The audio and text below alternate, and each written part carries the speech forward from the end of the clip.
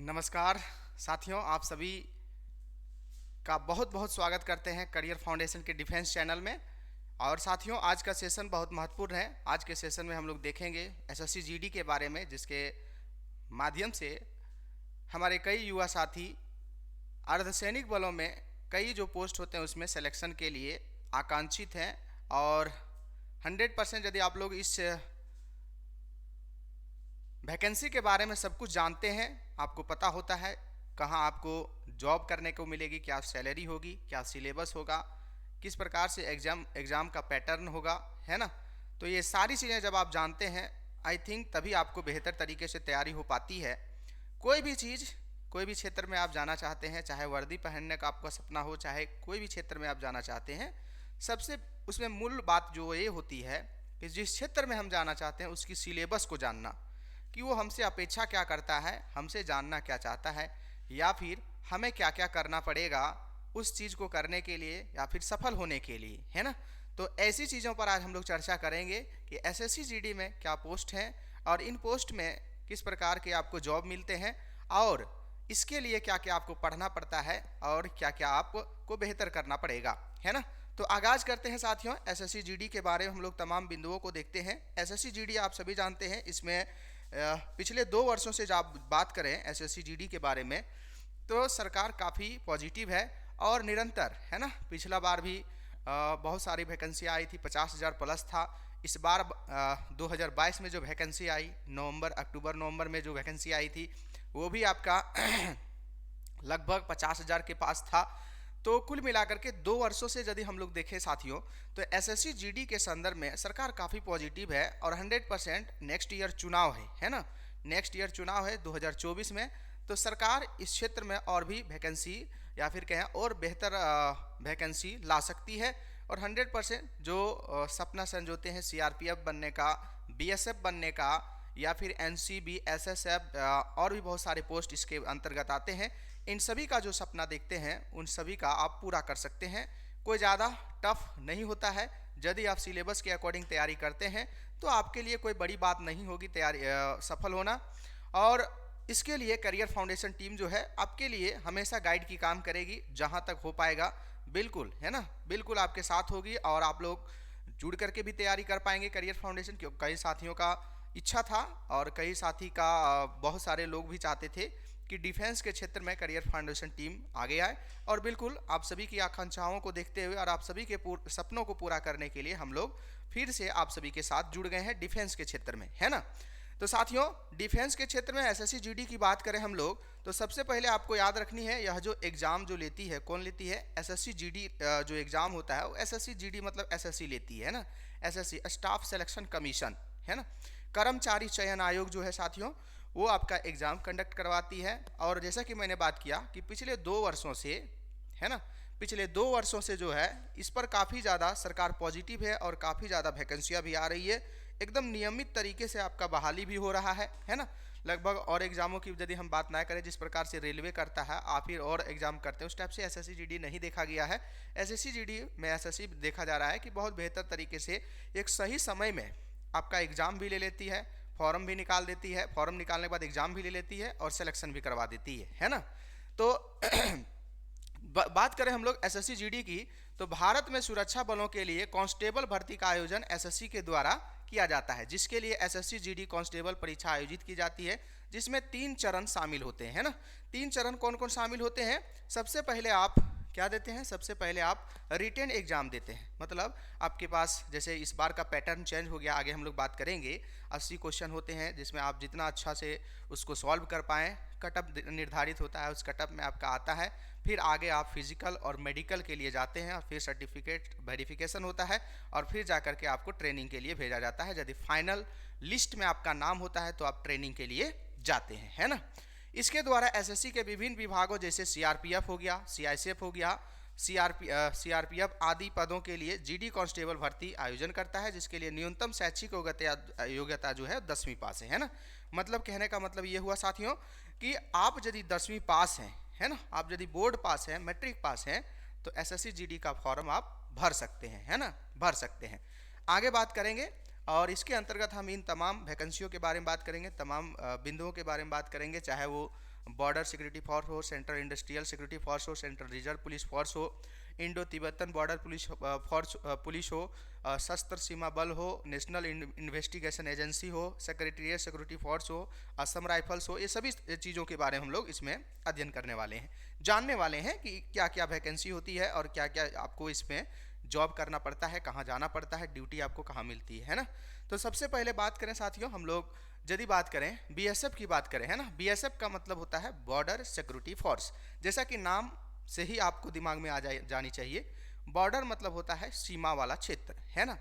तो हमारा जो सीमा वाला क्षेत्र है, खास करके पाकिस्तान का जो हमारे साथ सीमा लगता है, बांग्लादेश के साथ हमारे साथ सीमा जो लगता है, और कुछ बॉर्डर सिक्योरिटी फोर्स को हमारे जवानों को म्यांमार के सीमा के साथ जो हमारा सीमा लगता है वहाँ पर भी तैनात कर दिया जाता है।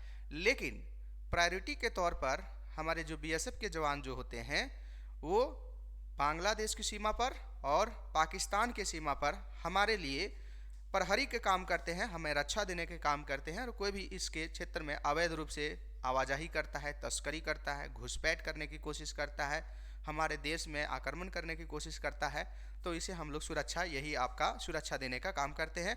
यदि हम मैप में बात करें साथियों, तो मैप में और क्लियर हो जाएगा आपका। यदि हम मैप दिखाना चाहें आप लोगों को तो ये है साथियों हमारा प्यारा भारत, है ना। और हमारा प्यारा भारत में आप देखिए यहाँ पर हमारा पड़ोसी देश, इसको बोलते हैं बांग्लादेश। ये है हमारा बांग्लादेश, है ना। ये जो है जहाँ पर हम ब्लू लाइन से ड्रॉ कर रहे हैं, ये जो है साथियों ये है बांग्लादेश। इसके अलावा बात करें, यहाँ पर आपको देख सकते हैं, यहाँ पर आपको पाकिस्तान दिखेगा। देखिए ये पाकिस्तान, बिल्कुल उत्तर पश्चिम प्रांत में, भारत के उत्तर पश्चिम क्षेत्र में पाकिस्तान मिलेगा, है ना, पाकिस्तान मिलेगा। तो यह यहाँ पर जो तैनात होंगे, है ना, यहाँ पर जो तैनात होंगे साथियों, तैनात मतलब यहाँ पर जिनका ड्यूटी होगा वो होगा बीएसएफ का। किसका होगा? बीएसएफ का, बॉर्डर सिक्योरिटी फोर्स का। उसी प्रकार से ये देखिए ये जो सीमा वाला क्षेत्र है ना, यहाँ पर भी आपका किसका तैनाती होगा? यहाँ पर भी आपका बीएसएफ का तैनाती होगा, है ना। वैसे आपको पता होगा और जीके जीएस में आप लोग पढ़े होंगे कि सबसे ज़्यादा हमारा जो सीमा लगता है जिस देश के साथ, लगभग 4096 किलोमीटर जिस देश के साथ सीमा लगता है वो है बांग्लादेश, है ना। तो इतनी बड़ी सीमा की रक्षा करने का ड्यूटी भी किसको दिया गया है? बीएसएफ को। और पाकिस्तान के साथ जो हमारा सीमा लगता है वो भी आपका ड्यूटी दिया गया है बीएसएफ को। हालांकि बहुत सारे जंगली क्षेत्र हैं कश्मीर में जहां पर सीआरपीएफ के जवान भी तैनात किए जाते हैं, लेकिन फिर भी ये बीएसएफ जो है साथियों काफ़ी रिस्क वाला जॉब है ना। मतलब और इसमें जितने भी जॉब हैं, जैसे हम एसएसबी की बात करेंगे या फिर हम बात करेंगे एनसीबी की, एसएसएफ की, तो इसके कंपैरेटिवली यदि हम बात करें बीएसएफ, तो बीएसएफ हाई रिस्क वाला जॉब के अंतर्गत आएगा। तो आप लोगों को प्रीफ्रेंस के आधार पर यदि हम बात करें कि जब वैकेंसी भरते हैं, फॉर्म भरते हैं, तो प्रीफ्रेंस में आप किस प्रकार की सेवा देना चाहते हैं, तो सबसे बड़ी बात है कि आप खुद जानते हैं कि आपको कहाँ अच्छा लगेगा बॉर्डर में जाकर के सेवा देना, या फिर जंगल झाड़ में, या फिर कोई हमारे हिस्टोरिकल प्लेस है वहाँ पर, या फिर हमारे सेंट्रल सेक्रेटेरिएट जो है सचिवालय उस जगह पर, ये आप डिसाइड करते हैं ना। लेकिन अधिकतर लोगों का सपना होता है, या फिर कहें अधिकतर लोगों का मानना होता है कि हम ऐसे जगह पर अपना पोस्टिंग चाहते हैं या फिर ऐसे जॉब हम करना चाहते हैं जिसमें हमारा रिस्क कम हो, है ना, जोखिम कम हो। तो ये जो क्षेत्र है साथियों आप देख सकते हैं, ये जो है ये पाकिस्तान का बॉर्डर से लगा हुआ यहाँ पर घेराव किया गया है ना। तो इस प्रकार से आपको यहाँ पर रहना पड़ता है बॉर्डर के क्षेत्र में, वहाँ पर आपको गश्ती लगानी पड़ती है। कोई यदि घुसने की कोशिश करता है उसको तमाम करना पड़ता है ना। वैसे भी बॉर्डर सिक्योरिटी फोर्सेस को पूरा अलाउ रहता है कि जो भी बिना परमिशन के, जो भी बिना वीज़ा के यदि इंटर करने की कोशिश करता है तो उसको गोली मार दिया जाता है। आपको पता होगा साथियों, कुछ दिन के पहले घटनाएं हैं, एक वृद्ध महिला वो आ रही थी पाकिस्तान से भारत में इंटर करना चाह रही थी, है ना। वृद्ध महिला थी, वाइट कलर की साड़ी पहनी हुई थी, लेकिन चूंकि कहते हैं अपना प्रोटोकॉल होता है सभी का, और सभी का एक डिसिप्लिन होता है सभी क्षेत्र का। बीएसएफ का भी अपना एक डिसिप्लिन है कि बिना वीज़ा के कोई भी, अभी बिना परमिशन के कोई भी, है ना, बिना बताइए, बिना जानकारी के यदि वो इंटर करेगा हमारी सीमा में तो उसको न्यूट्रल कर दिया जाता है, उसको इनकाउंटर कर दिया जाता है। बस उस वृद्ध महिला को भी इनकाउंटर कर दिया गया, है ना। तो इस प्रकार की प्रशिक्षण दिया जाता है बीएसएफ को कि कोई भी आपके सीमा में इंटर करने की कोशिश करे, चाहे वो ड्रोन के माध्यम से, चाहे लड़ाकू विमान के माध्यम से, किसी भी प्रकार से, तो उसे बीएसएफ बख्शेगा नहीं, एकदम मार करके ख़त्म कर देगा, है ना। तो ये है हमारे बीएसएफ के जवान, इनके जज्बा को, इसके जुनून को, इनके हौसला को हम सलाम करते हैं। तो ये है साथियों, आपको मैं बता दिया कि कहाँ आपको ड्यूटी यहाँ पर आपको तैनात किया जाएगा इन क्षेत्रों में, है ना। और यह जो क्षेत्र है पाकिस्तान ऑक्युपाइड वाला कश्मीर वाला जो क्षेत्र है, ये काफ़ी जोखिम वाला क्षेत्र, क्योंकि यहाँ से निरंतर कहते हैं क्रॉस बॉर्डर टेररिज्म, जिसे हम लोग बोलते हैं सीमा पार आतंकवाद जो है पाकिस्तान जो पोषित करता है उसे भेजते रहता है। यही क्षेत्र में आपको मिल जाएगा, यहीं वाला क्षेत्रों में, यहीं पर बालाकोट क्षेत्र मिल जाएगा, जहाँ पर काफ़ी जंगल वाले क्षेत्र हैं, जहाँ पर हमारा एक जवान वायुसेना का अभिनंदन जो एयर स्ट्राइक किया था, है ना। तो ये क्षेत्र जो है काफ़ी सेंसिटिव माने जाते हैं, जहाँ पर आपको तैनाती की जाती है। बीएसएफ के जवान, जैसे कि मैंने बात किया, ये पाकिस्तान और बांग्लादेश के सीमा में सेवा देते हैं ना। कभी कभी ये देखिए, ये म्यांमार वाला सीमा है हमारा, पूर्वोत्तर भारत के बिल्कुल पूर्वी भागों में पड़ेगा, उत्तर पूर्व भारत के बिल्कुल पूरब में मिलेगा म्यांमार कंट्री, जो हमारा पड़ोसी देश है। तो म्यांमार के साथ जो सीमा लगता है, यहाँ पर भी आपको सेवा करने का कभी कभी मौका मिल जाता है, ठीक है। तो आगे बढ़ते हैं और अगला हम लोग बात करते हैं साथियों, जैसे कि मैंने बात कर लिया कि भारत पाकिस्तान और भारत बांग्लादेश, है ना, भारत पाकिस्तान और भारत बांग्लादेश की सीमा की रक्षा कौन करता है? बीएसएफ, है ना, बॉर्डर सिक्योरिटी फोर्स। सीमावर्ती क्षेत्रों में रहने वाले लोगों को सुरक्षा देना, है ना। जैसे कश्मीर में जो हमारे लोग रहते हैं, उन सभी का सुरक्षा देने का काम कौन करते हैं? क्योंकि सीमा क्षेत्र में बहुत ज़्यादा जोखिम होता है, रिस्क होता है। यदि आपका पड़ोसी बदमाश है, पाकिस्तान जैसा है ना, नल्ला पाकिस्तान, तो ऐसे लोग जो होते हैं हमारे सिविलियंस को भी नुकसान पहुंचाते हैं, जो हमारे वहाँ के लोकल लोग होते हैं जो सीमावर्ती क्षेत्रों में रहते हैं। तो इन सभी का रक्षा देने का काम भी हमारे बीएसएफ के जवान करते हैं। सीमा पार अपराधों को रोकने के लिए भारत के क्षेत्रों में बिना को काम या परमिशन के प्रवेश बाहर निकालना, है ना। मतलब कोई भी भारत के क्षेत्र में प्रवेश करना चाहता है, बिना परमिशन के उसको बाहर निकाल देना, इनकाउंटर कर दिया जाता है। सीमा पर तस्करी, है ना, तस्करी जैसे ड्रग्स का तस्करी हो गया, नशीली पदार्थों का तस्करी, है ना। बहुत आपको पता है, भारत के एक तरफ गोल्डन ट्रायंगल है, एक तरफ क्रिश्चियन ट्रायंगल है, जहाँ पर अफीम की खेती होती है। तो एक तरफ अफगानिस्तान, जहाँ पर अफीम की खेती होती है, एक तरफ हमारा दक्षिण पूर्व एशिया के देश, जहाँ पर अफीम की खेती होती है, और भारत बीचों बीच है। तो इन दोनों क्षेत्रों से अफीम या फिर कहें जो हमारा नशीली पदार्थ है, उसका बहुत ज़्यादा भारत में तस्करी किया जाता है, क्योंकि भारत में नशीली लोगों की संख्या भी बहुत ज़्यादा है। तो ये लोग जो अपना उत्पाद करते हैं, इसे भारत में बेचना चाहते हैं। तो ऐसे में बीएसएफ जो है, जो अवैध तरीके से बेचना चाहते हैं, उन सभी के खिलाफ कार्रवाई करने का काम करती है ना। इसके अलावा घुसपैठ, है ना, घुसपैठ वही हुआ चुपके चोरी घुसना हमारी सीमा के अंदर, तो उसे भी न्यूट्रल कर देगी बीएसएफ। इसके अलावा सीमा पार खुफिया जानकारी भी एकत्र करना, है ना। सीमा के पार उस पार यदि कुछ हमारे लिए षड्यंत्र रची जा रही है, हमारे खिलाफ कुछ साजिश की जा रही है, तो इसके बारे में भी खुफिया जानकारी बीएसएफ इकट्ठा करती। तो ये आपका इतना काम है बीएसएफ का साथियों। और वैसे भी मैंने बताया था, इसी प्रकार से जितने भी आगे हम लोग देखेंगे, सारे को डिटेल में देखेंगे, है ना, सारे को डिटेल में देखेंगे। आप क्लियर हो जाएंगे पहले ही, जॉब लेने से पहले ही, कि आपको करना क्या पड़ेगा, है ना। आपको करना क्या पड़ेगा, आप कहाँ पर जाएंगे और क्या क्या आपको करना पड़ेगा, ठीक है। आगे बढ़ते हैं और दूसरा पोस्ट की बात करते हैं। दूसरा जो है आईटीबीपी, जिसे इंडो तिब्बतन बॉर्डर पुलिस कहते हैं, है ना। इंडो तिब्बतन बॉर्डर पुलिस, जिसे नाम से ही पता है, इंडो तिब्बतन मतलब इंडिया और तिब्बत के बीच में जो सीमा क्षेत्र है, इस सीमा क्षेत्र की रक्षा करने का काम जो है साथियों कौन करता है? इंडो तिब्बतन बॉर्डर पुलिस करता है। अब देखिए, यह जो क्षेत्र है इंडो तिब्बत वाला जो क्षेत्र है, या फिर भारत और तिब्बत की सीमा वाला जो क्षेत्र है, ये हिमालय वाला क्षेत्र के अंतर्गत आता है। मतलब हिमालय का यहाँ पर अस्तित्व है। ऐसे में यहाँ जो क्षेत्र है काफ़ी ऊंचे ऊंचे क्षेत्र है, पहाड़ी दुर्गम इलाके हैं। तो इन क्षेत्रों में काफ़ी ज़्यादा बर्फबारी भी होती रहती है। तो कहें अनुकूल परिस्थितियाँ यहाँ पर बिल्कुल नहीं होती है ना, अनुकूल परिस्थितियाँ बिल्कुल नहीं होती है। तो ऐसे में आपको यहाँ पर सेवा देना होता है। तो यह भी जॉब हम यदि बात करें बीएसएफ की तरह जो है, आईटीबीपी का भी जो जॉब है वो भी हाई रिस्क जॉब के अंतर्गत आता है ना, हाई रिस्क। तो इसमें आप देखते होंगे कई दफ़ा डोकलाम विवाद के समय में, या फिर कई दफ़ा हिमाचल प्रदेश के क्षेत्रों में आपको झड़प देखने को मिली होगी, सुनने को मिला होगा भारत और चीन के सैनिकों के बीच में। तो यहाँ पर जो झड़प हुआ था साथियों, बस हमारे ये इंडो तिब्बतन बॉर्डर पुलिस के जो जवान थे इनके बीच में, और आपका चाइना वाले पुलिस के बीच में, है ना। हालांकि आप सभी जानते हैं और हम सभी जानते हैं, चाइना जो एक तरह से कह सकते हैं दोस्त के नाम पर ये बहुत बड़ा दुश्मन है साथियों, और ये हमेशा हमारे फोर्सेस को उकसाता रहता है, हमारे फोर्सेस को मजबूर करता है। हमारी फोर्सेस जो मानी जाती है दुनिया में सबसे शांत किस्म की और सबसे उग्र किस्म की भी मानी जाती है। यदि कहते हैं ना कि हमसे प्यार से मांगोगे तो सब कुछ दे देंगे, मतलब बहुत आपको मदद करेंगे, लेकिन नफरत करोगे तो हम घर में घुस के मारेंगे, ऐसे भी हमारे फोर्स है ना। तो यही है हमारे इंडो तिब्बतन बॉर्डर पुलिस। फिर से हम मैप दिखाते हैं सबसे पहले कि इंडो तिब्बत बॉर्डर पुलिस आप यदि बनते हैं तो आपको कहाँ सेवा करने को मिलेगा, है ना।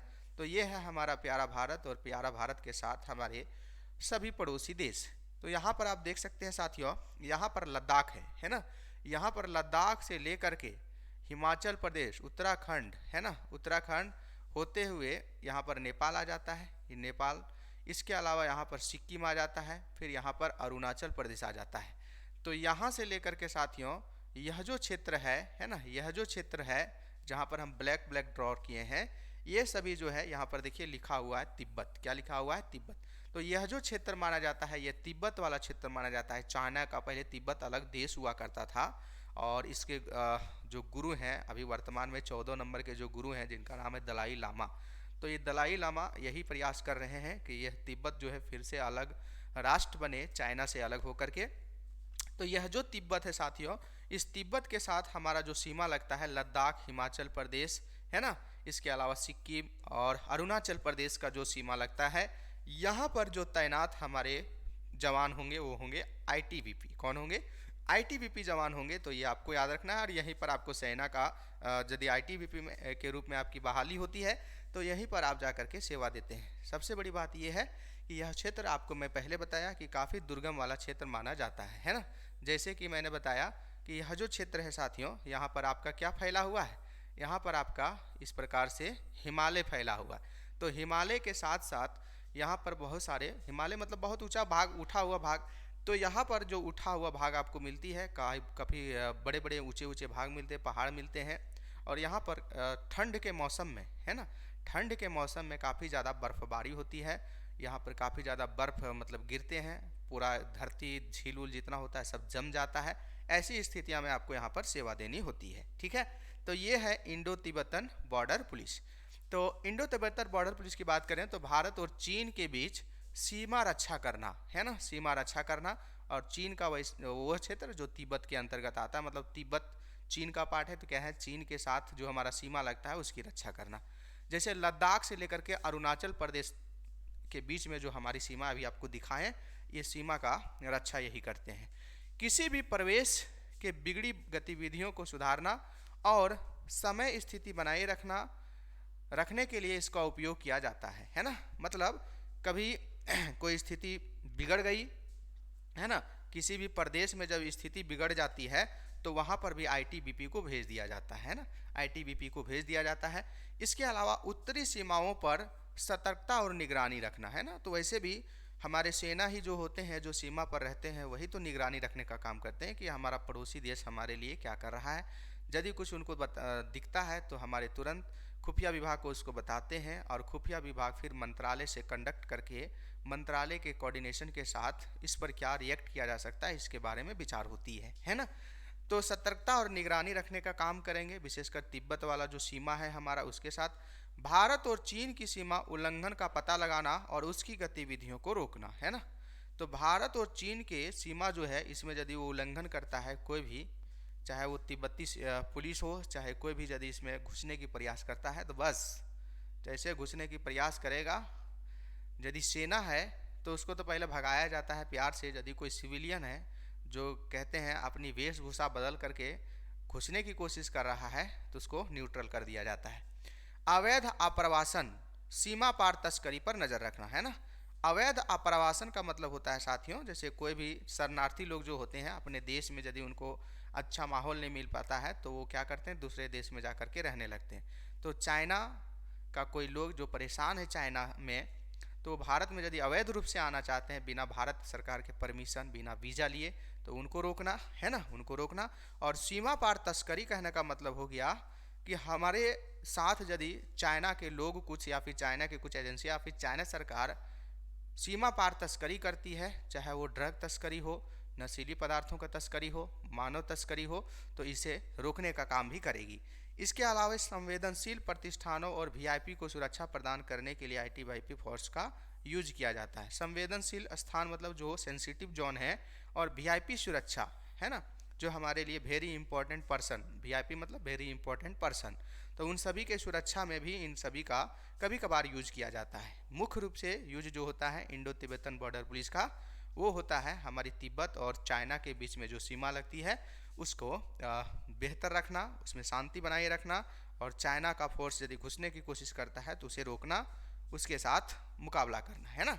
अब बात करते हैं सीआईएसएफ सीआईएसएफ की बात करते हैं, तो जिसे सेंट्रल इंडस्ट्रियल फोर्स बोला जाता है, केंद्रीय औद्योगिक सुरक्षा बल, है ना, central industrial security force, central industrial security force इसे बोला जाता है साथियों।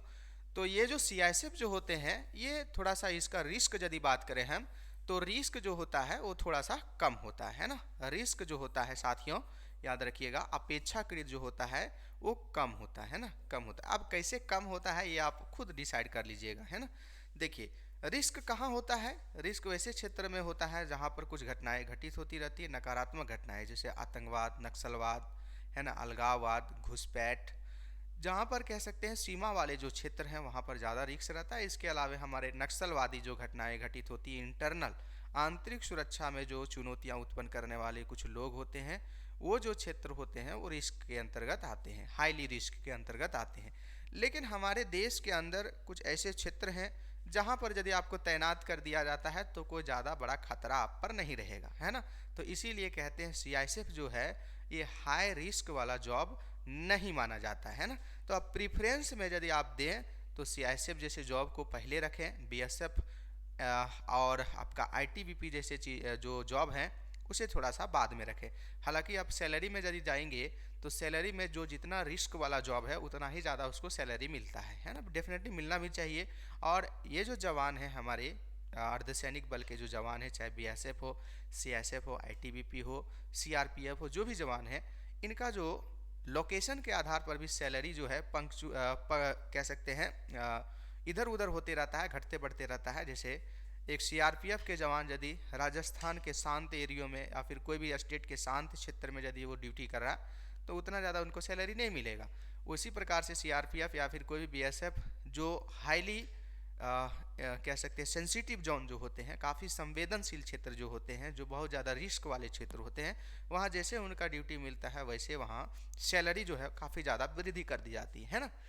तो सीआईएसएफ जो है सेंट्रल इंडस्ट्रियल सिक्योरिटी फोर्स जो है इसकी उतनी रिस्क नहीं मानी जाती है, मतलब कम मानी जाती है। अब कैसे कम मानी जाती है? क्योंकि इनकी जो तैनाती की जाती है, जैसे हमारे बहुत सारे उद्योग धंधे स्थापित हैं इस देश में, भारत में, तो इस उद्योगों के आपको पता है कई बार क्या होता है, जो बड़े उद्योग होते हैं वहाँ पर सुरक्षा की ज़रूरी होती है, क्योंकि उद्योग में सुरक्षा नहीं होंगे वहाँ पर बहुत सारे लोगों को रोज़गार मिला हुआ है।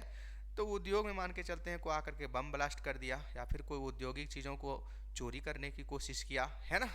तो ऐसे में सुरक्षा देने का जो काम करते हैं वो सीआईएसएफ करते हैं। इसके अलावा बहुत सारे विभिन्न प्राइवेट और महत्वपूर्ण ऐतिहासिक ढांचे, है ना, ऐतिहासिक ढांचे कहने का मतलब हो गया जो हमारे हिस्टोरिकल प्लेस है ना, हिस्टोरिकल प्लेस, जैसे लाल किला में आपको कौन दिखेंगे? सीआईएसएफ दिखेंगे। कुतुब मीनार जाएंगे वहाँ पर कौन दिखेंगे? सीआईएसएफ दिखेंगे। इसके अलावा आप ताजमहल घूमने के लिए चल जाएंगे तो ताजमहल की सुरक्षा का ड्यूटी कौन करते दिखेंगे?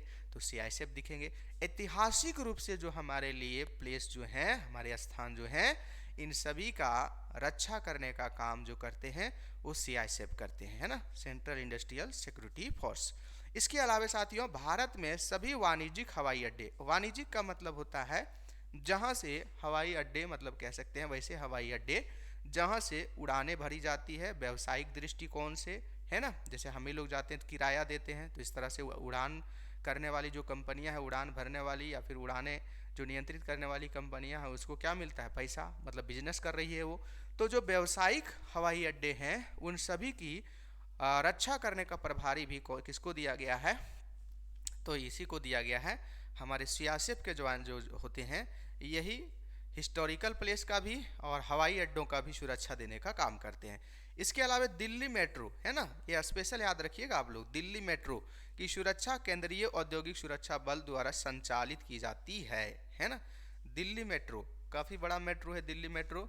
तो ये जो दिल्ली मेट्रो जो कलकत्ता के बाद स्थापित हुआ, दूसरे नंबर का मेट्रो जो है, यह जो मेट्रो की जिम्मेदारी सुरक्षा करने की है ना, मेट्रो में किसी भी प्रकार से कोई दुर्घटना ना हो या फिर किसी भी प्रकार की वहाँ पर कह सकते हैं नकारात्मक परिस्थितियाँ जन्म लेती है, तो उसे हैंडल करने का काम सीआईएसएफ के जवान करेंगे। तो आप गौर से देखिएगा, यह दिल्ली मेट्रो हो, चाहे हमारे ताजमहल, लाल किला, कुतुब मीनार जैसे स्थान हो, या फिर हवाई अड्डे हो, यहाँ पर उतना ज़्यादा कोई रिस्क नहीं होता है ना, यहाँ पर उतना ज़्यादा कोई रिस्क नहीं होता है। वो तो अलग बात है, कहते हैं कि यदि आपका दिन खराब हो और आपका जीवन का अंत होने का समय आ गया हो, तो आप घर में बैठे भी रहेंगे तो घर का दीवार टूट जाएगा और आप पर गिर जाएगा और आपकी ज़िंदगी ख़त्म हो जाएगी।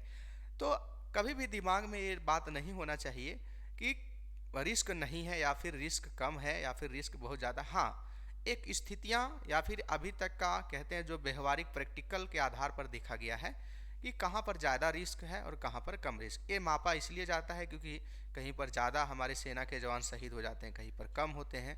तो जहाँ ज़्यादा होते हैं उनको कहा जाता है ये हाईली सेंसिटिव जोन है, ये बहुत ज़्यादा जोखिम वाला क्षेत्र है ना। तो इसीलिए सीआईएसएफ को माना जाता है, सीआईएसएफ की पोस्टिंग चूँकि होती है ऐसे क्षेत्रों में जो शांत इलाके होते हैं, इसीलिए यहाँ पर कोई मतलब कह सकते हैं आसानी से जॉब कर सकते हैं, कोई ज़्यादा रिस्क नहीं उठाना पड़ता है। इसके अलावा साथियों, सरकारी अवसंरचना मतलब सरकार जो इंफ्रास्ट्रक्चर डेवलपमेंट करने के लिए जो परियोजना चला रही है, उन परियोजनाओं में इनकी तैनाती होती है। औद्योगिक इकाइयाँ, इंडस्ट्री यूनिट्स जो है, यहाँ पर इसकी तैनाती होती है। फिर आपका एसएसजी, विशेष सुरक्षा समूह जो होते हैं, जो गृह मंत्रालय के द्वारा नामित व्यक्तियों को सुरक्षा प्रदान करते हैं, तो यहाँ पर भी इनका चयन किया जाता है सीआईएसएफ के जवानों का।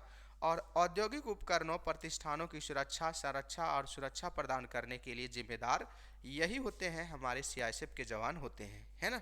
आगे बढ़ते हैं और अगला हम बात करते हैं। नेक्स्ट जो है साथियों वो है हमारा एसएसबी, है ना।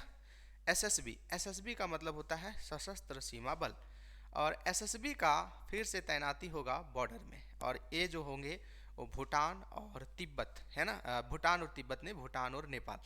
नेपाल का साथ हमारा जो बॉर्डर लगता है, भूटान के साथ हमारा जो बॉर्डर लगता है, इन बॉर्डरों में सुरक्षा करने का काम कौन करेंगे, तो यही करेंगे हमारे, कौन करेंगे, एसएसबी के जवान करेंगे, है ना।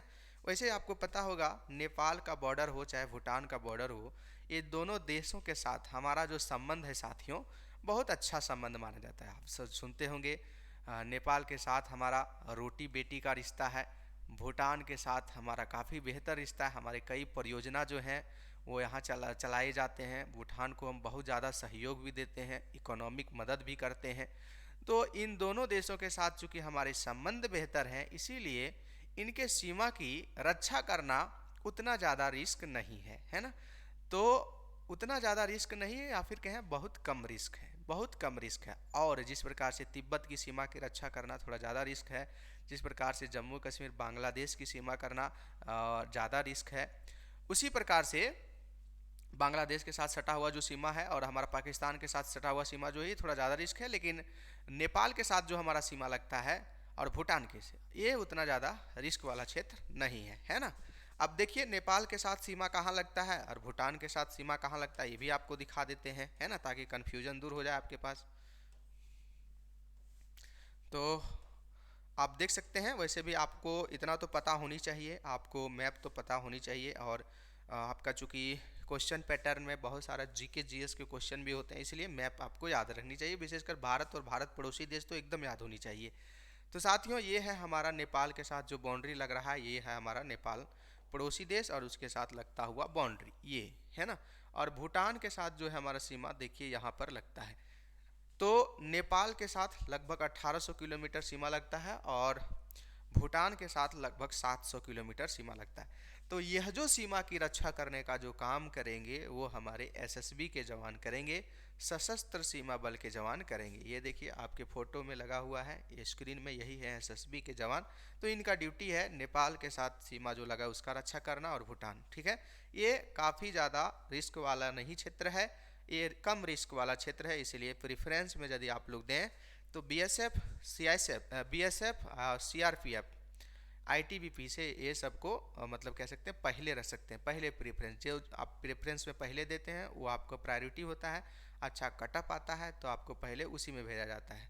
फिर यदि उसमें आप नहीं सेलेक्ट होते हैं तो कटअप के अनुसार आपका नीचे क्रम की ओर बढ़ते चले जाते हैं। फिर आपके कटअप में जो शामिल होते हैं तो उनको आपको भेजा जाता है ना। तो एसएसबी जो बात करें तो सीमा पर अपराधों और अन्य गतिविधियों की निगरानी और रोकथाम करना, भारत और नेपाल की सीमा और भारत और भूटान की सीमा की सुरक्षा करना भी इनका मुख्य ड्यूटी है। भारत और नेपाल और भारत भूटान बॉर्डर के आसपास गांवों को सुरक्षा प्रदान करना है ना, बॉर्डर से सटे आसपास के गांवों के लोगों की सुरक्षा प्रदान करना। तो यही काम आपको करने को मिलेगा यदि आप एसएसबी के रूप में आपका सिलेक्शन होता है ना।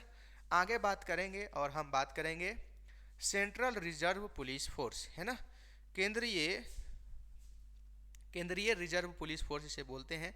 साथियों ये पूरे विश्व का सबसे बड़ा रिजर्व पुलिस फोर्स माना जाता है ना। अब पुलिस फोर्स इसलिए कहा जाता है इसको क्योंकि हमारे सभी राज्यों में अपने अपने राज्य के पुलिस हैं, लेकिन इन राज्यों के पुलिस जब उस राज्य में शांति व्यवस्था कायम करने में असफल होती है या फिर कुछ ऐसे क्षेत्र हैं जहां पर पुलिस सक्षम नहीं होती है शांति स्थापित करना, शांति स्थापित नहीं कर पाती है, उन क्षेत्रों में हमारे सीआरपीएफ के जवान को भेज दिया जाता है। या फिर कहें साथियों एक मुद्दा होता है आंतरिक सुरक्षा, इंटरनल सिक्योरिटी है ना। तो जिस प्रकार से हम सीमा की सुरक्षा करने में जिस प्रकार से तत्परता दिखाते हैं, उसी प्रकार से हमारे आंतरिक सुरक्षा भी बहुत बड़ी जिम्मेदारी होती है और बहुत बड़ा चुनौती से भरा होता है, खास करके ऐसे देश में जहाँ पर बहुत सारे जाति संप्रदाय के लोग रहते हैं, जहाँ पर पाकिस्तान के भक्त रहते हैं। तो ऐसे क्षेत्रों में आंतरिक सुरक्षा एक अपने आप में बहुत बड़ा चुनौती होती है। तो आंतरिक सुरक्षा को हैंडल करने का जिम्मेदारी जो दिया गया है हमारे सीआरपीएफ को जवानों को दिया गया है। हालांकि सीआरपीएफ की जो पोस्टिंग होती है अलग अलग क्षेत्रों में होती है और कुछ क्षेत्र ऐसे हैं जहाँ पर बहुत ज़्यादा रिस्क होती है, कुछ क्षेत्र ऐसे हैं जहाँ पर उतना ज़्यादा रिस्क नहीं होती है ना। बात करते हैं सीआरपीएफ के बारे में। तो भारत के सभी हिस्से की आंतरिक सुरक्षा की देखभाल करना सीआरपीएफ फोर्स का काम होता है ना। इंटरनल सिक्योरिटी का जिम्मेदारी जो है सीआरपीएफ का काम है, बहुत बड़ा ये काम होता है। भारतीय शांति सेना और संयुक्त राष्ट्र शांति मिशन के हिस्से के रूप में विदेशों में काम कर सकते हैं है ना। तो भारत में शांति सेना के रूप में इनको जाना जाता है। इसके अलावा संयुक्त राष्ट्र के नेतृत्व में साथियों जैसे अफ्रीका के कई सारे देशों में हमारे शांति मिशन चलते हैं है ना। शांति मिशन मतलब वहाँ पर बहुत ज़्यादा अलगाववाद हो रहा है अफ्रीका के कई जगहों में। तो उन जगहों में संयुक्त राष्ट्र क्या करता है, हमारे देश के जैसे कई देशों के सेना को बुलाता है और वहाँ पर शांति स्थापित करने के लिए भेजता है। तो हमारे देश को यदि सेना को बुलाता है तो हमारे सीआरपीएफ जवानों को भेजा जा सकता है और जाता है ना। तो हमारे सीआरपीएफ जवान जब विदेश जाते हैं सेवा देने के लिए और या फिर कहें संयुक्त राष्ट्र के शांति मिशन में शामिल होते हैं तो वहाँ पर साथियों सैलरी बहुत शानदार मिलता है ना। लगभग 3 गुना 4 गुना के करीब आपको सैलरी मिलता है, खूब बढ़िया सैलरी मिलता है। हालांकि वहाँ रिस्क भी बहुत ज़्यादा होता है क्योंकि आप कहाँ जा रहे हैं, शांति स्थापित करने जा रहे हैं, वहाँ पर लड़ाकू लोग हैं। तो लड़ाकू लोगों को मनाना है, उसको वहाँ पर न्यूट्रल भी करना है, लड़ाई भी लड़नी है। तो ऐसे क्षेत्रों में सैलरी काफ़ी ज़्यादा आपको मिलती है। इसके अलावा बात करें सभी महत्वपूर्ण इंस्टीट्यूट की रखवाली से लेकर नक्सल विरोधी अभियान, इंपॉर्टेंट फैक्ट है, नक्सल विरोधी अभियान का जो ड्यूटी दिया गया है साथियों वो आपका सीआरपीएफ को ही दिया गया है। मतलब जितने भी हाई रिस्क वाले जो नक्सल प्रभावित वाले क्षेत्र हैं, चाहे वो दंडकारनीय वाला बस्तर वाला क्षेत्र हो, सुकमा डिस्ट्रिक्ट हो छत्तीसगढ़, या फिर बिहार में मुंगेर जैसे क्षेत्र हो, या फिर झारखंड में लातेहार खूंटी जैसे डिस्ट्रिक्ट हो, तो इन क्षेत्रों में नक्सलवाद बहुत बड़ी चुनौती है ना। विशेष करके बिहार, महाराष्ट्र, झारखंड, छत्तीसगढ़, पश्चिम बंगाल, ये सब क्षेत्रों में नक्सलवाद जो है अभी भी बहुत ज़्यादा एक्टिव है। तो इन क्षेत्रों में सुरक्षा देने का जो काम करते हैं, नक्सलवादियों के साथ अभियान चलाने का काम करते हैं, वो करते हैं कौन, सीआरपीएफ। आपको पता होगा ये जो नक्सलवादी होते हैं ये कहाँ होते हैं, जंगलों में होते हैं ना। जंगलों में रहते हैं और जंगलों के माध्यम से वहाँ छुप करके गोरिल्ला पद्धति जिसे हम लोग बोलते हैं, गोरिल्ला पद्धति के आधार पर ये युद्ध करते हैं और जा करके हमारे कह सकते हैं हमारे सिविलियंस को नुकसान पहुंचाते हैं, हमारे नागरिकों को हमारी सरकारी योजनाओं में दखल डालने की कोशिश करते हैं। जैसे कहीं रोड बन रहा है, कहीं पुल बन रहा है तो इसको उड़ा दिया जाता है, तोड़ दिया जाता है। तो ऐसी स्थिति में इन सिचुएशन से निपटने का काम हमारे सीआरपीएफ के जवान करते हैं, है ना। इसके अलावा साथियों चुनाव जैसे अभियान, इलेक्शन का कार्य जो होता है वहाँ पर भी इनको भेजा जाता है और वीआईपी सुरक्षा में भी इनको ड्यूटी मिलती है। वीआईपी सुरक्षा फिर से वेरी इंपॉर्टेंट पर्सन की सुरक्षा, ठीक है। चलिए आगे बात करते हैं और अगला जॉब की बात करते हैं। अगला जो है साथियों वो है असम राइफल्स, है ना। असम राइफल्स जो है ये काफ़ी पुराना पुलिस बल है और असम राइफल्स के बारे में याद रखिएगा, प्रायोरिटी के तौर पर असम का सुरक्षा तो इनका होता ही है, मतलब असम को सुरक्षा तो देना, असम के क्षेत्र में सुरक्षा शांति स्थापित करना। उसके साथ साथ पूर्वोत्तर भारत जो हमारा जो क्षेत्र है, पूर्वोत्तर भारत विशेष करके अरुणाचल प्रदेश, म्यांमार, नागालैंड के साथ जो सीमा लगता है, इन सीमा में भी सुरक्षा देने का जो काम करते हैं वो यही करते हैं असम राइफल्स, है ना। असम राइफल यह जो पुलिस फोर्स है साथियों, यह भी यदि हम रिस्क की बात करें यहाँ पर तो रिस्क जो है वो आपका कह सकते हैं सीआईएसएफ की अपेक्षा, है ना।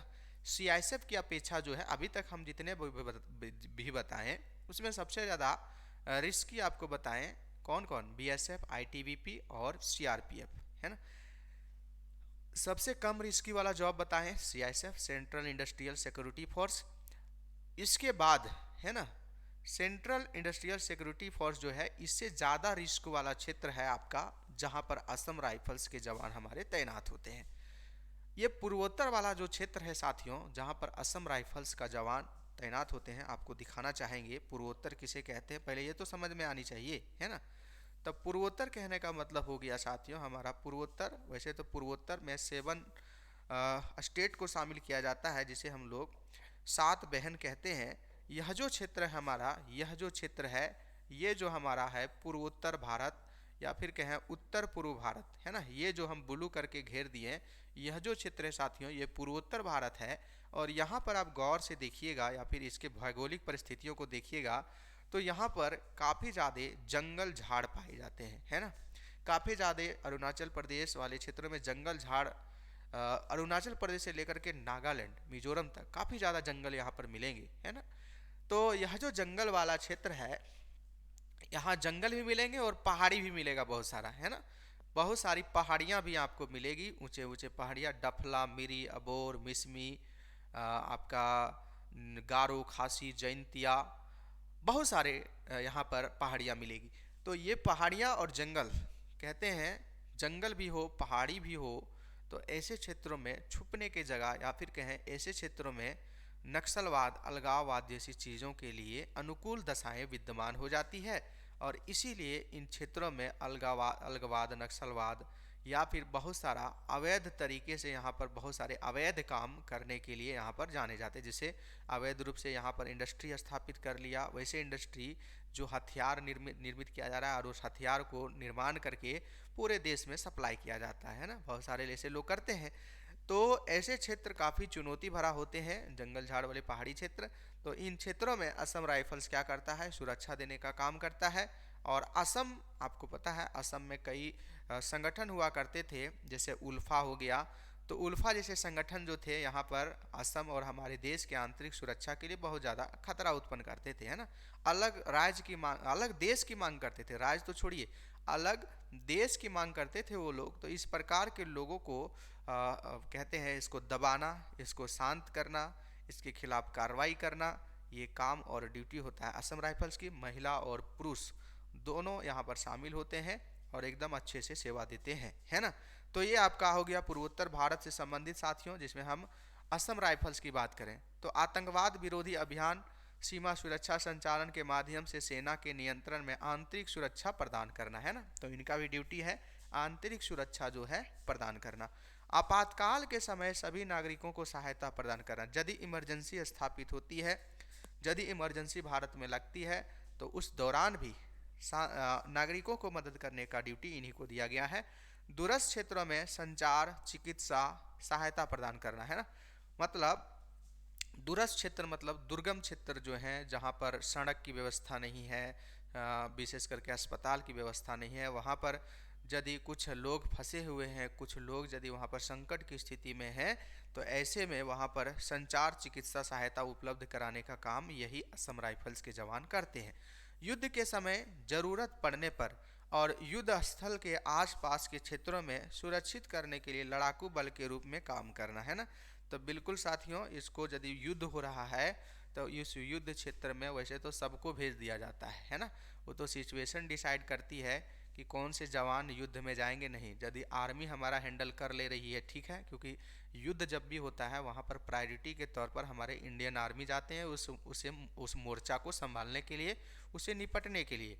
लेकिन यदि हमारे इंडियन आर्मी जो है वहाँ पर कंप्लीट तरीके से या बेहतर तरीके से वहाँ मोर्चा नहीं संभाल पा रही है, तो ऐसे में हमारे और भी जो अर्धसैनिक बल हैं उन सभी को भेजा जाता है ना। तो उसमें असम राइफल्स जो है प्रायोरिटी के तौर पर, इसीलिए इसको लड़ाकू बल के रूप में भी जाना जाता है और पर्वतों क्षेत्रों के प्रहरी के रूप में इनको जाना जाता है, असम राइफल्स को। तो असम राइफल्स एक लड़ाकू बल के रूप में जाने जाते हैं और युद्ध यदि कहीं हुआ तो वहाँ पर भेजा जा सकता है इनको, है ना। ये हो गया साथियों असम राइफल्स। अब आगे बात करते हैं, अगला पोस्ट की बात करते हैं। अगला जो पोस्ट है हमारा वो है एसएसएफ, है ना। एसएसएफ की बात करें तो एसएसएफ क्या होता है? एसएसएफ फोर्स का काम जो होता है सचिवालय परिसर, है ना। सचिवालय परिसर, प्रवेश गेट, सचिवालय के गेट और परिसर के अन्य स्थानों में गार्डों की तैनाती होती है। इसके अलावा आंतरिक अनुशासन, वाहनों के प्रवेश एवं उनकी पार्किंग, सचिवालय परिसर से सामग्री बाहर ले जाने के नियमन और सचिवालय संपत्ति की सुरक्षा देखरेख करना एसएसएफ फोर्स का काम होता है ना। एसएसएफ क्या करता है साथियों? इसका काम और भी कम रिस्क वाला है ना। जैसे आप देखते हैं हमारे सचिवालय, चाहे वो गृह मंत्रालय का सचिवालय हो, रक्षा मंत्रालय का सचिवालय हो, सूचना प्रसारण मंत्रालय का सचिवालय हो, तो जो भी सचिवालय जहाँ पर सचिव लोग रहते हैं, जहाँ पर हमारे देश के लिए योजनाएं तैयार की जाती है, कुल मिलाकर के हमारे गवर्नमेंट की जो घर होते हैं, गवर्नमेंट के जो संस्थान होते हैं, इन संस्थानों की रक्षा करने का काम विशेष करके किनका होता है? तो इन्हीं का होता है, एसएसएफ का। तो ये तो काफ़ी कम रिस्क वाला जॉब हो गया ना, क्योंकि आपको रहना कहाँ पर है? वीआईपी एरिया में रहना है। वीआईपी एरिया में रहना है, वहाँ पर विशेष करके सचिवालय क्षेत्र में रहना है। तो सचिवालय क्षेत्र में एकदम वीआईपी एरिया होता है और वहाँ को उतना ज़्यादा टेंशन होता नहीं है। तो इन क्षेत्रों में आपको सुरक्षा देने का काम करना पड़ता है। हालांकि कभी कभी आतंकवादी घटनाएं हो जाती है। एक बार आपको पता है हमारे पार्लियामेंट के परिसर में भी आतंकवादी घटनाएं हुई है। तो सुरक्षा कैसे रिस्क के आधार पर कम है, लेकिन विपरीत परिस्थितियां तो सभी क्षेत्रों में आती रहती है ना। तो याद रखिएगा, ये एसएसएफ जो है इसे आप प्रीफरेंस के तौर पर आप पहले रख सकते हैं। हालांकि यह जो एसएसएफ के जवान जो होते हैं वो आपका वीआईपी एरिया में मुख्य रूप से सेवा देने का काम करते हैं, है ना। अब आगे बात करते हैं और अगला जो है साथियों वो है हमारा नारकोटिक्स कंट्रोल ब्यूरो, एनसीबी। जैसे जैसे हम हाई रिस्क से लो रिस्क जॉब की ओर आ रहे हैं साथियों, वैसे वैसे वैकेंसियां जो होती है उस पर घटती चली जाती। मतलब जो सबसे हाई रिस्क वाला जॉब है उसमें देखिएगा ज़्यादा वैकेंसी मिलती है, मतलब ज़्यादा खाली पद होते हैं, ज़्यादा उसमें लोगों को लिया जाता है। लेकिन जैसे जैसे आप कम रिस्क वाले क्षेत्रों की ओर या फिर कम रिस्क वाले पोस्ट का चयन करते हैं, वैसे वहाँ पर सीटों की संख्या कम होने लगती है ना। तो अब बात करते हैं narcotics control bureau, NCB. NCB आप जानते हैं साथियों, भारत के अंदर विशेष करके अवैध रूप से यदि कोई काम हो रहा है, चाहे ड्रग तस्करी हो रहा है, चाहे कोई और काम कर रहा है जो भारत के खिलाफ है, भारत के लोगों के खिलाफ है, तो ऐसे लोगों के खिलाफ कार्रवाई करने का काम करती है एनसीबी। नारकोटिक्स कंट्रोल ब्यूरो इसको बोला जाता है। नारकोटिक्स मतलब जैसे अवैध ड्रगों की तस्करी है ना, ड्रग्स की तस्करी, नशीली पदार्थों की तस्करी इंटरनल क्षेत्रों में, आंतरिक क्षेत्रों में यदि हो रही है, तो ऐसे क्षेत्रों में काम करने का, कार्रवाई करने का काम एनसीबी करेगी, नारकोटिक्स कंट्रोल ब्यूरो। तो ये भी बहुत, ये कह सकते हैं, ये इसका ओहदा जो होता है काफ़ी बड़ा होता है, पावरफुल जॉब है ये, मतलब अच्छा खासा ये पावर होता है इस जॉब में, और सैलरी भी बहुत अच्छा इसमें मिलता है एनसीबी वाले जॉब में। रिस्क बिल्कुल कह सकते हैं बहुत कम होता है। तो रिस्क कम में हम बात किए, जैसे कि आपको बताए एक बताए CISF, एक बताए SSF, एक बताए NCB। ये जो तीन जो हम बताएं इसको सबसे प्राथमिकता के तौर पर आप लोग रख सकते हैं, SSF, NCB और CISF, है ना। तो ये जो क्षेत्र है साथियों ये कम, तो जैसे यहाँ पर लिखा है अवैध नशीली पदार्थों और भारत में कहीं भी जांच करना, भारत में प्रवेश को रोकना, ये आपका काम है NCB का, है ना। अब आगे बात करते हैं साथियों, अगला जो हमारा है वो है साथियों SSC GD का एलिजिबिलिटी, है ना। अब SSC GD के लिए अब तो आपको पता चल चुका है कि आप यदि किसी जॉब में जाएंगे तो आपको क्या करना पड़ेगा, है ना। सारी चीज़ें अच्छे से पता चल गया होगा। खाने पीने का दिमाग में क्वेश्चन आ रहा होगा कि सर खाने पीने कैसा मिलेगा, बहुत अच्छा मिलेगा, है ना। खाने पीने में कहते हैं जवान हमारे सशक्त नहीं होंगे तो हमारी रक्षा कैसे करेंगे। आ, जो सुरक्षा गार्ड होते हैं, जिसकी सुरक्षा कर रहे होते हैं, ज़रूरी ये है कि जिसका सुरक्षा किया जा रहा है उससे ज़्यादा ताकतवर कौन होते हैं, उसके सुरक्षा गार्ड होते हैं। तो ताकतवर कैसे होते हैं, खान पान के कारण ही होते हैं। तो खान पान आपको बहुत ज़्यादा मिलता है, बहुत बेहतर मिलता है और खूब बढ़िया से मिलता है ना। तो खान पान का टेंशन ना लें। और जैसा मैंने सैलरी का शुरू में बात किया है 21,000 लगभग 21,000 के लगभग इसका बेसिक सैलरी होता है। इसके अलावा बहुत ज़्यादा कहते हैं DA मिलता है और भी बहुत सारी चीज़ें मिलती है। तो सैलरी फ्लक्चुएट होते रहता है अलग अलग लोकेशन में। जैसे जहाँ आप भेजेंगे, यदि दुर्गम इलाका आपको भेजा गया तो वहाँ सैलरी बढ़ जाएगा, यदि आप शांत इलाके में है सैलरी आपका कम हो जाएगा, है ना। तो एक ऐसा जॉब है जहाँ पर सैलरी जो है फ्लक्चुएट होते रहता है, ये अर्ध सैनिक बलों में। अब बात करें साथियों मेल कैंडिडेट की बात करें एलिजिबिलिटी में, तो 18 से 23 के बीच में आपका एज होनी चाहिए, उम्र, है ना। उम्र जो होनी चाहिए वो 18 से 23 वर्ष के बीच में होनी चाहिए, तब इसके लिए एलिजिबल हैं। मैट्रिक पास हम पहले बात कर चुके हैं कि मैट्रिक पास होना चाहिए। इसके अलावा बात करें आरक्षित श्रेणियों, मतलब जिसको रिजर्व मिला हुआ है, रिजर्वेशन मिला है, उसके अधिकतम आयु में छूट दिया जा सकता है। जैसे 3 साल का छूट दिया जाएगा किसे, OBC को। तो OBC का न्यूनतम उम्र कितना हो सकता है, न्यूनतम उम्र जो है 23 से 26 साल, है ना। 3 साल यदि छूट मिलेगा मतलब आप 26 साल तक की उम्र में भर सकते हैं। इसके अलावे SC ST को 5 साल, मतलब 23 5 28 साल तक आप भर सकते हैं, SC ST के हमारे जो युवा साथी हैं। तो इस प्रकार से इतना आपका 28 साल में युवा साथी जो है SC ST भर सकते हैं, OBC के 26 साल तक। तो ये आपका रिजर्वेशन जिनको दिया गया है उनको छूट दिया गया है कि भाई कोई बात नहीं, आपकी उम्र निकल गई है फिर भी आप भरिए और आप सिलेक्शन लीजिए, है ना। इसके अलावा भूतपूर्व जो सैनिक होंगे, मतलब जो आपका श्रेणी हाँ, जो भूतपूर्व सैनिक होंगे मतलब जो पहले सेना में रह चुके होंगे उनको 8 साल की छूट मिलेगी, है ना। 8 साल की छूट मिलेगी। आगे बात करते हैं एजुकेशन क्वालिफिकेशन। जैसा कि मैंने बात किया मैट्रिकुलेशन, मतलब मैट्रिक पास होनी चाहिए, बोर्ड पास होनी चाहिए। अगला जो है साथियों हाइट, है ना, ये काफ़ी ज़्यादा इशू होता है। तो हाइट आपको याद रखनी है 170 सेंटीमीटर होनी चाहिए, है ना। 170 सेंटीमीटर होनी चाहिए। और यदि फीमेल की हाइट बात करें तो यहाँ पर, है ना, तो 170 सेंटीमीटर जो है साथियों ये किसके लिए, जो नन आरक्षित लोग हैं। बाकी 162.5 जो है हमारे लोअर कैटेगरी विशेष करके ST जो हैं उनके लिए 162.5 सेंटीमीटर होनी चाहिए, है ना। इसके मतलब आपका OBC हो गया, जनरल हो गया, उसको 170 सेंटीमीटर होना ही होना है। और ST कैंडिडेट जो हैं उनके लिए 162.5 सेंटीमीटर। उसी प्रकार से चेस्ट की बात करें तो बिना फुलाए 80 सेंटीमीटर होना चाहिए और फुला करके 85 होना चाहिए, है ना। 80 और 85 मतलब 80 सेंटीमीटर बिना फुलाए और 85 जो है फुला करके आपकी छाती होनी चाहिए। और ST कैंडिडेट के लिए यहाँ पर देखिए लिखा हुआ है 76 और 81, मतलब बिना फुलाए 76 सेंटीमीटर और फुला करके 81 होना चाहिए। ये कोई बड़ा इशू नहीं रहता, हो ही जाएगा यदि आप थोड़ा सा हेल्दी हैं, थोड़ा सा अच्छे हट्टे कट्टे हो जाएगा। इस हाइट जो है इसके कारण कई लोग आपका दिक्कत होता है। अब रनिंग की बात करें साथियों, मतलब दौड़ यदि पूछा जाए आपसे तो 24 मिनट आपको समय मिलेगा और 5 किलोमीटर दौड़ना पड़ेगा, है ना। तो दौड़ के लिए आपको निरंतर प्रयास करते रहनी पड़ेगी। ये दौड़ ऐसी चीज़ें हैं फिजिकली जो खास करके चीज़ें जो होती है, फिजिकली एग्ज़ाम जो होते हैं उसमें आप कोई चोरी से इधर उधर नहीं कर सकते हैं, वो पूरा मेहनत पर निर्भर करता है।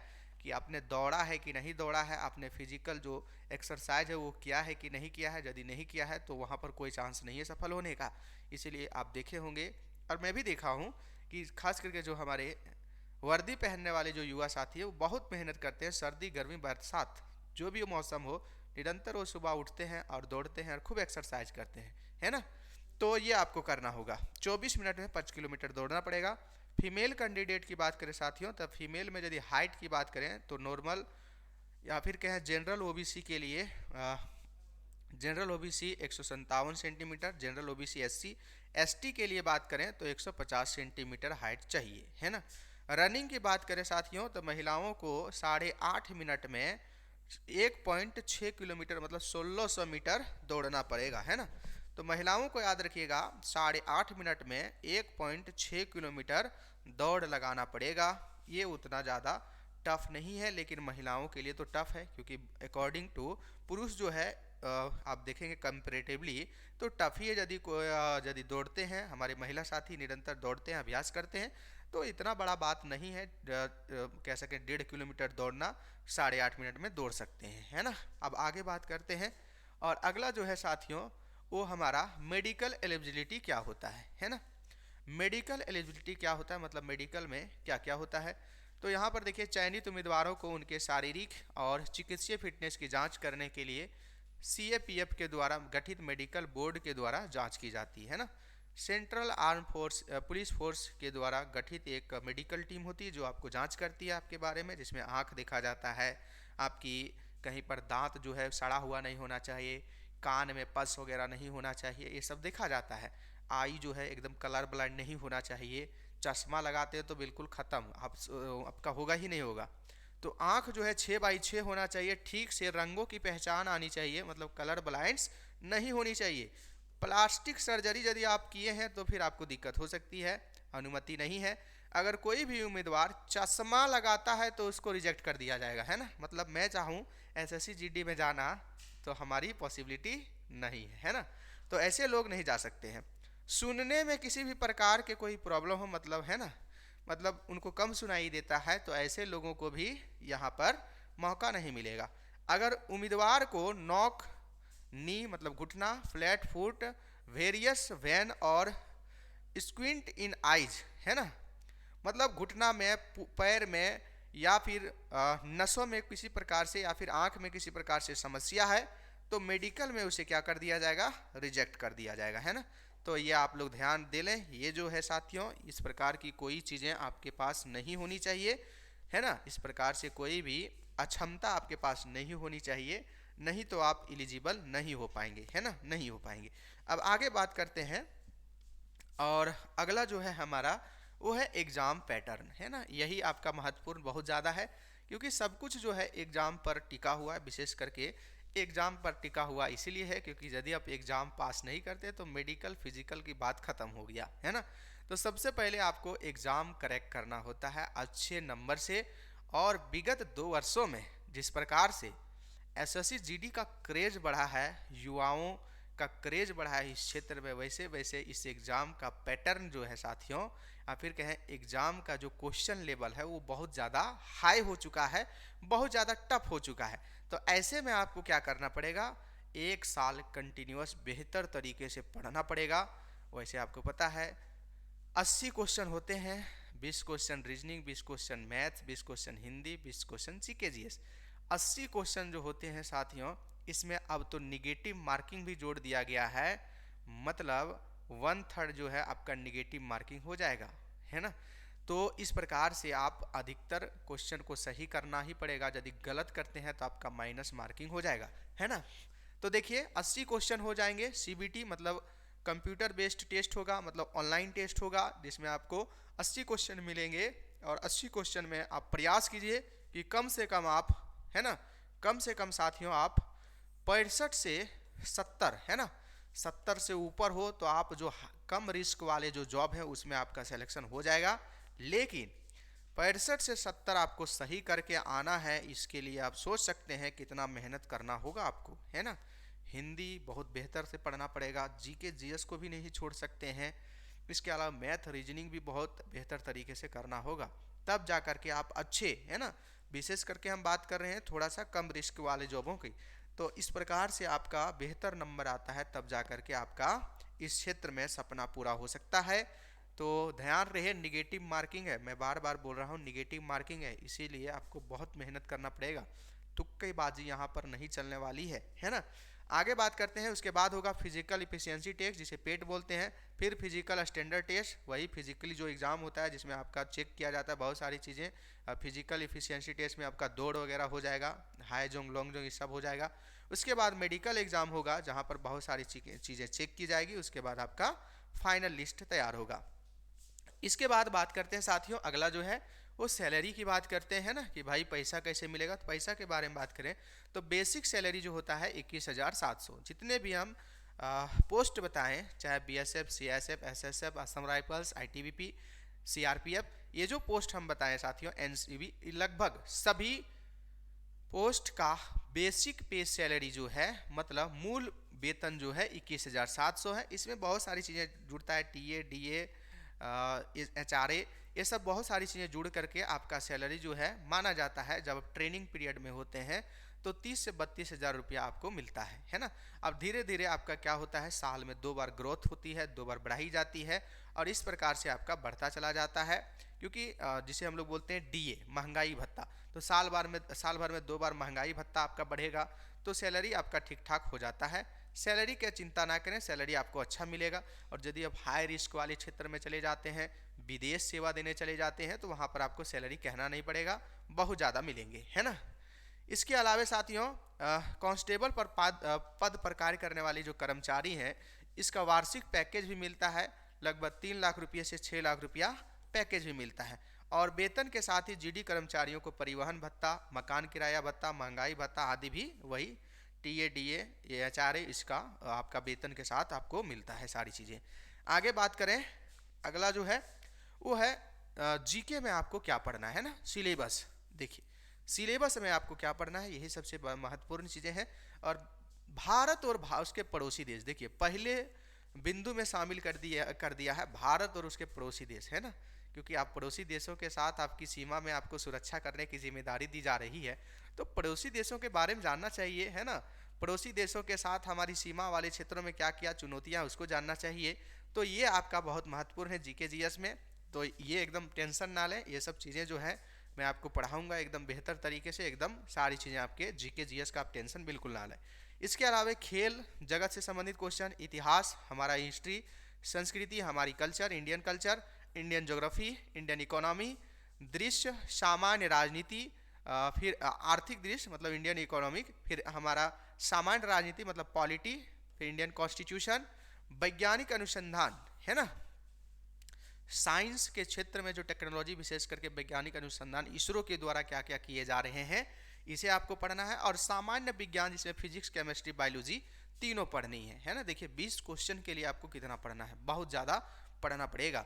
आगे बात करते हैं, हालांकि ये जो टॉपिक होंगे साथियों, ये ऊपर से क्वेश्चन पूछे जाएंगे, लेकिन जैसा कि मैंने बात किया कि जिस प्रकार से एग्जाम का पैटर्न बदला है, जिस प्रकार से कहें लोगों की होड़ बढ़ी है इस क्षेत्र में, वैसे वैसे आपको बात करें तो यह क्षेत्र जो है साथियों, एग्ज़ाम जो होता है इसका टफ बढ़ते जा रहा है, मतलब कह सकते हैं एग्ज़ाम जो है कठिन होता जा रहा है। तो ऐसे में आपको इसके थोड़ा सा बेहतर पढ़ने पड़ेंगे इस क्षेत्र में, जो हमारे जीके जीएस वाले क्षेत्र हैं। इसके अलावा मैथ में बात करें साथियों, तो संख्या पद्धति, नंबर सिस्टम हो गया, संपूर्ण संख्याओं की गणना, डेसिमल, अंश और संख्या के बीच संबंध जिसे भिन्न बोलते हैं, मौलिक अंकगणित बोलते हैं, पढ़ना पड़ेगा, परसेंटेज पढ़ना पड़ेगा, रेशियो प्रोपोर्शन पढ़ना पड़ेगा, एवरेज पढ़ना पड़ेगा, ब्याज, लाभ और हानि, छूट, क्षेत्रमिति, समय और दूरी, अनुपात, और समय और काम आदि, है ना। मतलब मैथ में आपको काफ़ी ज़्यादा टॉपिकों को पढ़ना पड़ेगा, है ना। आगे बात करते हैं साथियों, और अगला जो है हमारा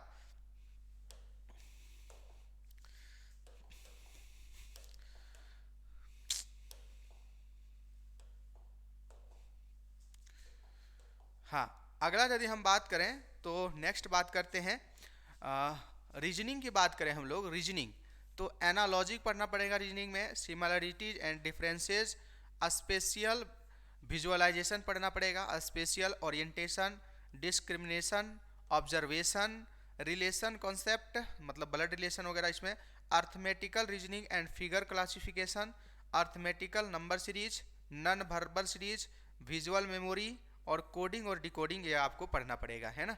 तो ये जो चैप्टर यहाँ पर हम बता रहे हैं ये आपके लिए काफ़ी महत्वपूर्ण है, ये आपको एकदम पढ़ लेनी है ना, रीजनिंग में। इसके अलावा बात करें, हमारा अगला जो है वो है हिंदी, है ना, और हिंदी का बहुत बड़ा रोल है। तो हिंदी सिलेबस की बात करें हम लोग, तो आपके साथ हिंदी यदि बात करें तो हमारे महतो सर जो काफ़ी जाने माने टीचर है ना, आपको पढ़ाएंगे यहाँ पर हिंदी। तो हिंदी की बात करें तो बर्तनी की सामान्य शुद्धियाँ तथा शब्दों के शब्द के रूप, है ना, मतलब जो बर्तनी आपको कुछ लिख दिए जाएंगे उसमें बताएंगे इसका शुद्ध रूप क्या होगा, मतलब शुद्ध जो बर्तनी होगा, है ना, उसे आपको लिखना होगा, है ना। जैसे मान के चलते हैं, जैसे लिख दिया गया, मान के चलते हैं किताब, है ना, किताब लिखने का जगह इस टाइप से लिखने के जगह पर लिख दिया इस टाइप से किताब, अब बोलेगा इसे शुद्ध कीजिए, इसे शुद्ध कीजिए, है ना। तो कैसे लिखिएगा, इस प्रकार से लिखाएगा किताब, है ना। तो इस प्रकार से आपको बर्तनी शुद्ध करने को मिलेगा, जो आप लोग बचपन में पढ़ते होंगे या फिर कहें प्राइमरी क्लास में आप लोग पढ़ते होंगे, वही सारी चीज़ें यहाँ पर पूछे जाएंगे। शब्दों के बहुवचन, है ना, एक वचन बहुवचन, किसी वाक्य को अन्य लिंग में परिवर्तन करना, जैसे स्त्रीलिंग या फिर कोई ऐसे वाक्य रहेंगे जो लिंग में परिवर्तन, मतलब स्त्रीलिंग से पुल्लिंग बनाने वाले वाक्य हो जाएंगे। फिर मुहावरा और उनके अर्थ, है ना, मुहावरा, मुहावरा आप लोग तो पढ़ते होंगे, तो ये मुहावरा और उनके अर्थ आपको पूछा जाएगा। फिर आप अशुद्ध वाक्यों को शुद्ध रूप करना, है ना, जैसे कुछ वाक्य रहेंगे कि मान के चलते हैं कुछ भी लिखा रहेगा कि राम जाता है, राम जाता है ना, राम जाता है, तो राम जाता जो है साथियों, ये शुद्ध वाक्य है, लिख देगा जाता राम है, जाता राम है, तो जाता राम जो है ये अशुद्ध वाक्य हो गया, तो इसे आपको इस प्रकार से शुद्ध में उसको लिखना होगा, है ना। तो इसके लिए अब टेंशन ना लें, बिल्कुल एकदम बेहतर तरीके से आपको यहाँ पर करवाया जाएगा। इसके अलावा बात करें हम लोग एंटोनिम्स, जिसे हम लोग विलोम शब्द कहते हैं, जैसे रात का दिन, है ना, तो इस प्रकार का जो विलोम शब्द होता है उसे आपको यहाँ पर पढ़नी पड़ेगी। इसके अलावा पर्यायवाची शब्द या फिर समानार्थी शब्द, है ना, जैसे आँख का चक्षु हो जाता है, नेत्र नेत्र हो जाता है, आग का अग्नि हो जाता है। तो मतलब एक शब्द जो होता है, एक शब्द, इसके और क्या क्या नाम हैं, उन सभी नामों को क्या क्या नामों से जाना जाता है, उन सभी को पर्यायवाची मतलब जिसे हम लोग कहते हैं सिनोनिम्स, क्या बोलते हैं, सिनोनिम्स। उसके अलावा साथियों अनेक शब्दों के लिए एक शब्द, है ना, अनेक शब्दों के लिए एक शब्द, यहाँ पर इंग्लिश वाला ध्यान ना दें आप लोग, अनेक शब्दों के लिए एक शब्द, है ना, मतलब एक वाक्य लिखा रहेगा, उसको एक शब्द में आपको क्या कहेंगे उसके बारे में। कहावतें और लोकोक्तियाँ के अर्थ आपको बतानी होंगी, संधि विच्छेद समास भी यहाँ पर पढ़ना पड़ेगा, क्रिया से भाववाचक संज्ञा बनाना पढ़ना पड़ेगा, और आदि रचना एवं रचयिता के बारे में आपको पढ़ना पड़ेगा। तो इस प्रकार से हिंदी का सिलेबस काफ़ी बड़ा है, तो आपको एकदम बेहतर तरीके से हिंदी करियर फाउंडेशन डिफेंस में आपको पढ़ाया जाएगा, और सारे चीज़ें का क्वेश्चन प्रैक्टिस भी आपको कराया जाएगा, है ना। तो तैयारी जो होता है साथियों, जैसा कि हम सेशन लेने से पहले ही बात किए थे कि तैयारी जो होता है सिलेबस के अकॉर्डिंग करनी चाहिए। सिलेबस के अकॉर्डिंग यदि आप करते हैं तो एसएससी जीडी के माध्यम से आपका तैयारी, एसएससी जीडी के माध्यम से जो आपका सपना है वर्दी पहनने का, देश की सेवा करने का, जवान के रूप में सिलेक्शन लेने का, पूरा हो सकता है आसानी से।